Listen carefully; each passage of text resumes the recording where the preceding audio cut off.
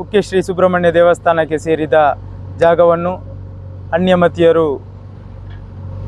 ಅದರಲ್ಲಿ ಗುಜರಿ ವ್ಯಾಪಾರವನ್ನು ಮಾಡುತ್ತಾ ಅನೇಕ ವರ್ಷಗಳಿಂದ ಈ ಒಂದು ಪವಿತ್ರವಾದ ಸುಬ್ರಹ್ಮಣ್ಯನ ಜಾಗವನ್ನು ಕಬಳಿಸಲು ಯತ್ನಿಸುತ್ತಿದ್ದರು.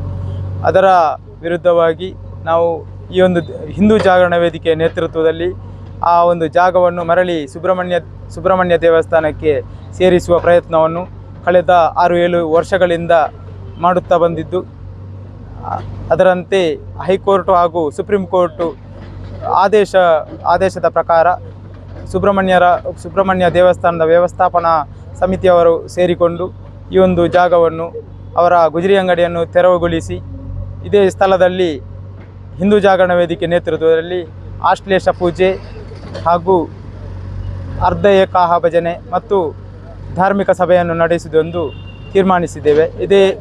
ಇದೇ ಬರುವ 24ನೇ ತಾರೀಕು ಶುಕ್ರವಾರದಂದು ಬೆಳಿಗ್ಗೆಯಿಂದಲೇ ಅರ್ಧ ಏಕಾಹ ಗಣಪತಿ ಹೋಮದೊಂದಿಗೆ ಅರ್ಧ ಏಕಾಹ ಭಜನೆ ಪ್ರಾರಂಭಗೊಂಡು ಸಂಜೆ ಗಂಟೆ 7ಕ್ಕೆ ಸಭಾ ಕಾರ್ಯಕ್ರಮ ನಡೆಯಲಿದೆ.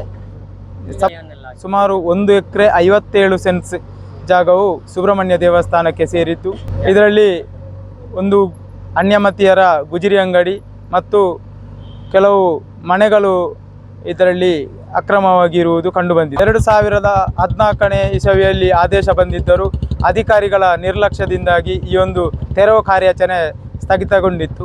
ಆದರೆ ಈಗಿರುವ ವ್ಯವಸ್ಥಾಪನಾ ಸಮಿತಿಯವರ ನಮ್ಮ ಸಹಕಾರದೊಂದಿಗೆ ಹಿಂದೂ ಜಾಗರಣ ವೇದಿಕೆಯು ಈ ಒಂದು ಕಾರ್ಯವನ್ನು ಮಾಡಿದೆ.